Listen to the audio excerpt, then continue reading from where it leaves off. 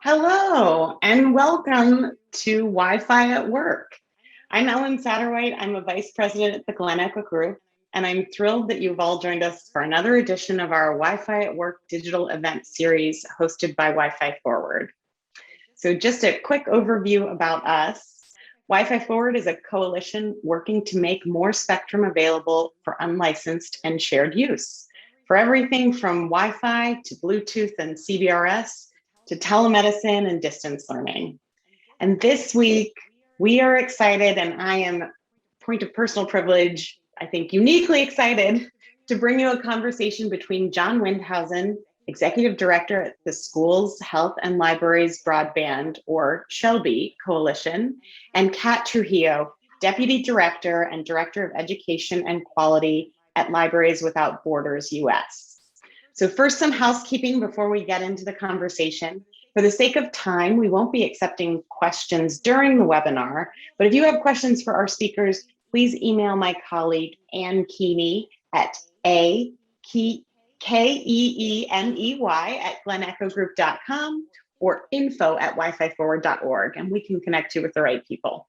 And after the webinar, we'll upload the video to YouTube and circulate it via email, just in case you or your colleagues missed anything. But now I'd like to introduce John Windhausen, the moderator for today's webinar. John founded the SHLB Coalition in 2009 and now serves as the executive director, where he spearheads SHLB's membership growth and shapes its broadband policy recommendations. But as I know, and many of you know, he does so much more than that. Prior to SHLB, he served as president of the Association for Local Telecommunications Services. He spent 9 years on Capitol Hill and started his career as a staff attorney at the FCC. In his role as senior counsel to the US Senate Commerce Committee, John was a principal staff person responsible for drafting the Telecommunications Act of 1996. So a lot of the things we work on today, they're John's fault, right, John? Now, John, over to you. Well, thank you, Ellen. You're very kind with that excessively generous introduction, but thank you very much. But really, the star of the show today is our special guest, Kat Trujillo. So I'm very excited to introduce her. And as you said, she's the director, deputy director and director of communications and advocacy at Libraries Without Borders, which is really an amazing organization working to promote access to information in underserved communities across the country since 2015. And Kat oversees special projects, including the Wash and Learn initiative, which is really quite creative. And I really look forward to hearing more about this in just a minute. And she leads all US-based communications efforts for Libraries Without Borders. So Kat, thank you very much for joining us. I'll now hand things over to you for a brief presentation, and then we'll get into the conversation afterwards. Go ahead, take it away. Thank you, John. Thank you. And thank you for this opportunity again. I'm very happy today to talk to you about the work of Libraries Without Borders. Just to give you a sense, Libraries Without Borders is an international nonprofit. Our mission is expanding access to information, education, and culture around the world. Next slide. So how do we do this? Basically, we meet people where they are and lower barriers to access and participation. But what does that actually mean? What does that look like? Again, I spoke a little bit about who we are and what we really focus on, especially here in the US, is reimagining the purpose and scope of libraries. So how do libraries expand their outreach? How do we transform shared community spaces and bring libraries in and other community-based organizations so that we can connect people to the resources they need, be it digital literacy, access to the internet, health literacy, or employment support. Next slide. So since we were founded, we've reached more than 3 million people around the world. Today, I'm going to be focused on the work of the US branch, but this figure is reflective of Bibliothèques Sans Frontières, Libraries Without Borders around the world. Next slide. So in the US, as John mentioned, our flagship program is the Wash and Learn initiative, which is setting up pop-up libraries and learning spaces inside laundromats. But we also have a number of other programs, which I'm about to dive into, but they're all centered around this concept of transforming shared community spaces and really activating them and working with communities to co-create what those spaces look like, what resources are available, and not necessarily, coming in with a one-size-fits-all model for what a community library or pop-up learning space looks like. Next slide. So this is one of my personal favorite projects, mainly because I helped start it. We have this Ideas Box program in Puerto Rico, and I'm sure I'll get a chance to talk about it a lot more later. But basically, in Puerto Rico, in the aftermath of Hurricane Maria, we had a community partner that asked us if we could use this tool that we use in humanitarian emergencies and disaster relief contexts called the Ideas Box to help set up interim pop-up educational spaces, since a lot of the schools closed as a result of damage from the hurricane. And we weren't sure that this was precisely the right tool to use, but we met with community leaders, we surveyed folks, and it was unanimous. A lot of the folks that we met with were very excited to have a tool like this, which helps provide internet either via satellite connectivity or depending on the context, if there are other ways that we can provide internet access. The Ideas Box is equipped to serve as a Wi-Fi access point. It's energy independent, which is incredibly important in a context where you don't always have access to power. And it has tables, chairs, laptops, tablets, books, ebooks, arts and craft supplies, and a number of other things that help to bring learning space alive, even if you don't necessarily have the infrastructure for it. Next slide. Now I'm really excited also to talk about WALI, the Wash and Learn Initiative. It's our biggest program. And as I mentioned earlier, basically we set up pop-up libraries and learning spaces inside laundromats. Originally, this started off as a program that was primarily focused on early learning and literacy. And so that's why here you'll see pictures of some of our librarian partners leading story time for some of the kids that were in laundromats. Next slide. But with time, we realized that it's equally as important to provide other resources, namely access to the internet and digital devices like laptops and tablets. And with that, digital literacy training for folks who don't always feel comfortable or know how to navigate these different tools, or information about things like cybersecurity and how to keep yourself safe online. The laundromat isn't just a place where children go and run amok, and so need to have something to really entertain them while their parents do laundry. It's also a place where older adults, young adults, people from virtually all demographics will go to the laundromat because everybody needs clean clothes. So we really expanded over time the scope of the resources and programming that we offer at our Wash and Learn sites, and really all of our programs. But the Wash and Learn initiative was a big learning for us, that we had to take a much more holistic view towards providing folks with access to information and what information actually entails. Next slide. So one of the newest projects that we have is called the Manufactured Housing Initiative. And this was born out of WALI. We're in parts of rural Minnesota, working with the Anoka County Public Library and trying to, replicate the success of the Wash and Learn initiative in some of the laundromats that were within the Anoka County Library's service area. But the laundromat didn't play the same role in these areas as it had in other communities. It wasn't necessarily a place where it was easy to get to. They weren't as frequent. Like there wasn't like a neighborhood laundromat in some of these more rural communities because things were so much further apart. And for folks who were using laundromat services, they weren't necessarily staying there for the same amount of time as they were in, say, our Baltimore, Oakland, or Durham locations. And one of the things that we realized, though, was that there were a number of mobile home or manufactured housing communities where a number of families were living, and people of all ages, really. But in particular, we had an opportunity to speak to families of young children and preteens who said, we'd really love to have a space where our kids could go and do their homework after school. And, we don't have internet, we don't have laptops, or we have one, but we have 3 kids.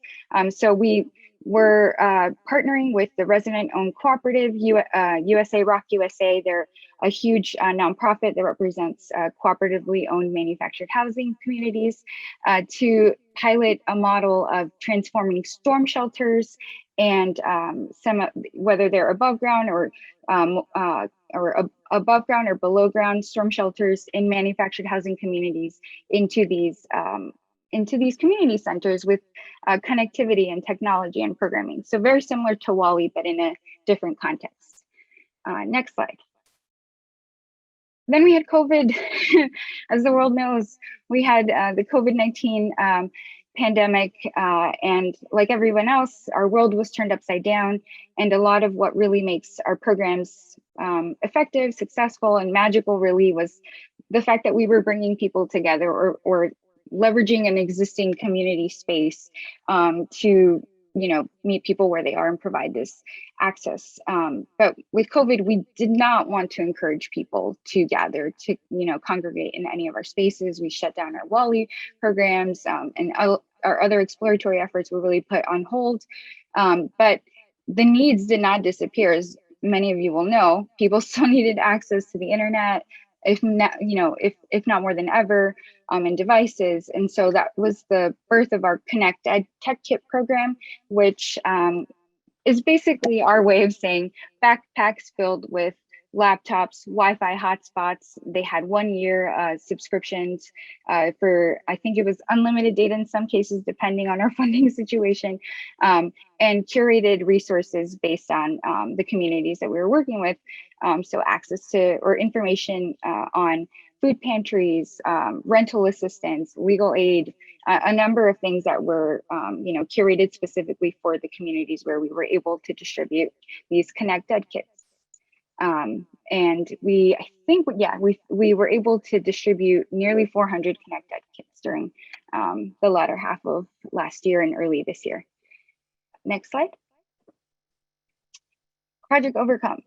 So as I mentioned earlier, we had this wonderful Ideas Box program in Puerto Rico.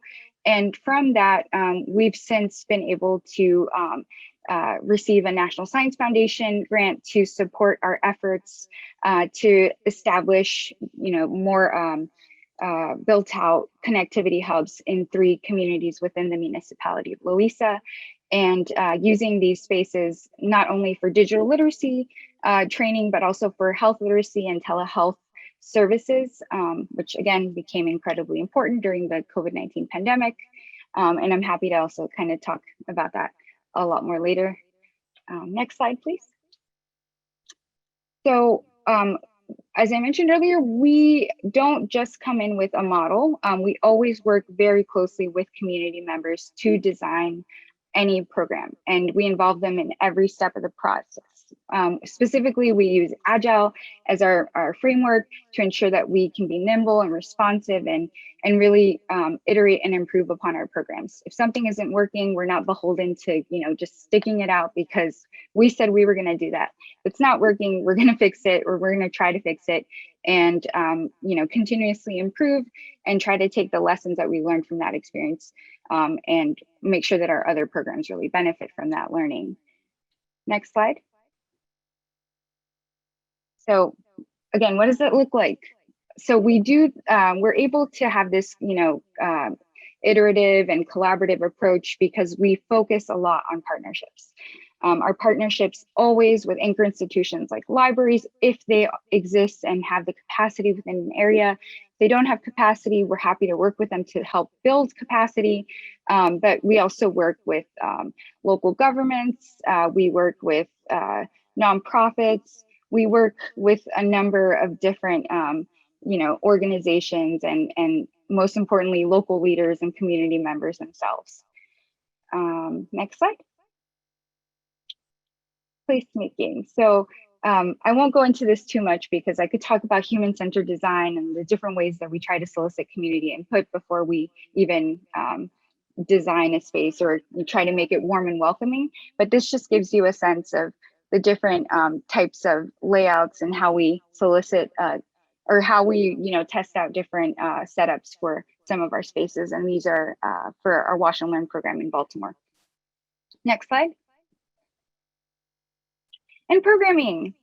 So, none of this really matters. You can have access to the internet and devices, but if you don't have activities, programming that really brings a space to life, folks are not going to use it. And so that's why it's incredibly important to have training and just, opportunities to prepare folks who are going to enter a space like a laundromat or like a manufactured housing community storm shelter, and prepare them for what it looks like to deliver programming and what it looks like to really engage with community members, because it can be disheartening when you're at a laundromat and you have this wonderful setup and nobody's coming there. So like, what are some of the strategies that we use to make sure that folks know that this space is for them and this space can and should be used by them.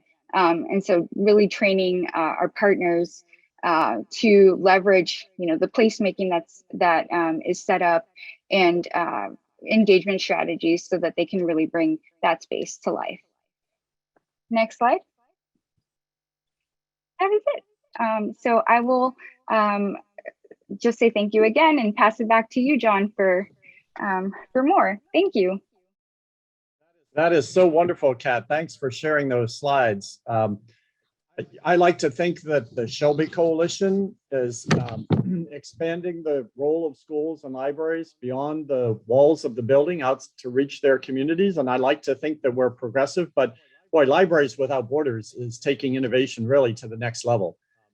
It's incredibly inventive and wonderful. I'd like to ask you a little bit about the digital divide issue. It's really a complex issue and really a set of problems having to do with the broadband connection, convincing people to subscribe to broadband, digital literacy, devices, and all of that. It really does seem as if Libraries Without Borders is taking that holistic perspective to try to address the digital divide. Could you say a little bit more about how you're doing that? And in particular, maybe address the question of is your work a short-term solution, like a Band-Aid? I know some people have mischaracterized it as a short-term, but how can you address this digital divide in the long run? That's a great question, John. So I think one place to start is with the Band-Aid aspect. So our goal as Libraries Without Borders is never to be permanently installed in any of the communities that we work in. We want to make sure that part of our program design involves community members at every stage, not only because we want their input, but because it's a capacity building exercise in and of itself. And through that, they're able to take ownership and continue these efforts, on their own, with or without, but hopefully without continued support from Libraries Without Borders. And really it's by having that buy-in from community members through that process that we're able to build trust. So when we have technology in a space and we have internet, we've had some community members say, I don't know why this is here, or I don't see the relevance of this to me. But I really need help with finding a job, or I really need help with figuring out how I'm going to pay for my rent because I don't have a job, or I've encountered some unforeseen circumstances. And so that's a moment where we can really connect the digital literacy piece, the broadband piece, to the immediate, needs of the communities we're trying to serve. And we can try to say, well, we can help you do that through the computers with the internet here that we have in the storm shelter or in this laundromat, and making that connection clear, because the technology and the internet, broadband internet itself, is just a tool, right? It's just a means to an end. And so really making that CLEAR has been one of the ways that we've been able to encourage folks to adopt, sign up for broadband at home. How do I pay for it? There are a number of different programs that exist that can help you pay for it, and just really making that clear has been key to the success, because providing access is one piece, but making sure that the access is relevant is really core to our mission and our work. Gotcha. Yeah, that makes a lot of sense. You're kind of setting the wheels in motion with people and getting them to think how they can tackle these problems. Exactly. And your focus is on non-traditional spaces like laundromats and, oh, by the way, manufactured housing. What does manufactured housing mean? Manufactured housing, they're essentially mobile homes. So mobile homes, pejoratively called trailer parks, depending on our partners, a lot of them do not like that term. So we go with manufactured housing, but it's essentially mobile homes. Gotcha. Okay. So my question really is, your focus is on these non-traditional spaces, but it sounds as if you're also look forward to partnerships with more traditional libraries and other educational organizations. So can you talk a little bit about your interaction with the more traditional anchor institutions? For instance, I'll make up this question. Do any libraries see you as competition to them, or are you supplementing what the libraries do? I haven't encountered a library that sees us as competition, but more commonly it's about demonstrating that we're not trying to tell libraries or librarians how to do their job. That's not our goal. Really what we aim to do is expand and amplify their existing efforts, namely outreach. So in the same way that we try to make that connection clear for community members in terms of, if you need help with this, digital devices and internet can help. For our library partners, one of the ways that we're able to do that is to say, hey, if you're being held accountable for how many people you serve, we can help get more people into your library through these different programs. Or if we can pilot this, for instance, I'm thinking of our Wash and Learn program in Baltimore. We partnered with the Enoch Pratt Free Library, and through that, the whole point was we want to demonstrate that there's value in having outreach services for the library present in these spaces. And we create this space for safe failure by, providing an opportunity to try this out in 1 or 2 laundromats, and then say, okay, do we have a proof of concept that we can then help you take to the city to justify expanded funding for your own outreach efforts? So it's never about competing with the library, but really empowering the library to see that there are all of these other ways that we can support them to do their work, but have greater impact and greater reach. That is great. And the SHLB Coalition totally agrees with that kind of community-wide fostering partnerships and collaborative activity. I was especially impressed as I was reading your materials beforehand about the Ideas Box, and particularly how you got that started in an area of the Bronx that was a particularly low income neighborhood, and you put the idea. Could you say a little bit more about the Ideas Box and any recent developments? Sure.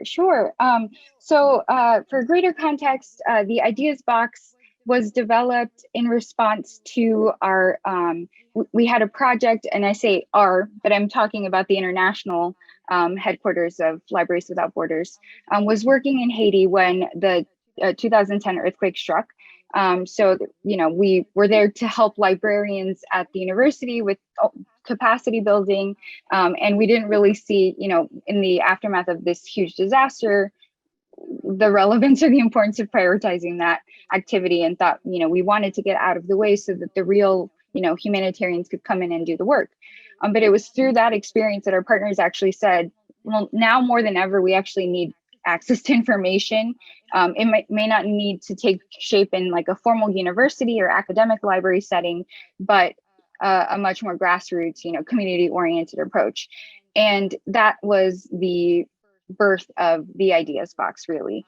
It was an opportunity for us to collaborate with a French designer, Philippe Stark, who made this tool, which creates the basic infrastructure of a library, regardless of where you are in the world.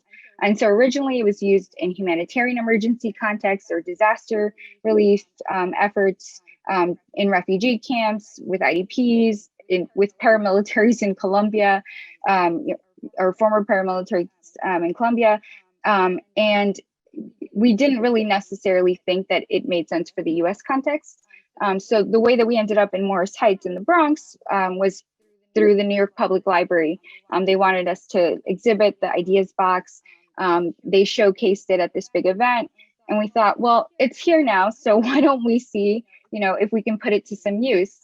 So we took it to a park in Morris Heights. We worked with a local school to get some of the high school students engaged in programming and volunteering through the Ideas Box. And that was really, successful in getting community members to use the park in a different way. And it also increased just overall usage of the park. But as I mentioned, you don't necessarily need this tool in every context. So that's why we shifted to WALL-E and manufactured housing.